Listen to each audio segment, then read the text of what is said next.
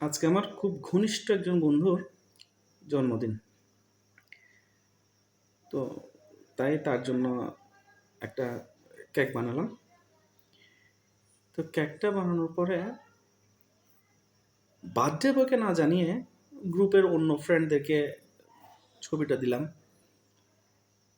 দেওয়ার পরে ওদের যে লাভ রিয়্যাক্ট, ওয়াও, এবং ওদের অ্যাপ্রিসিয়েট দেখে আমি নিজেকে একদম ভিঞ্চির ওস্তাদ মনে করা শুরু করছি। তো যাক, আহ, ঘন্টাখানেক পরে এক ফ্রেন্ড ফোন দিল।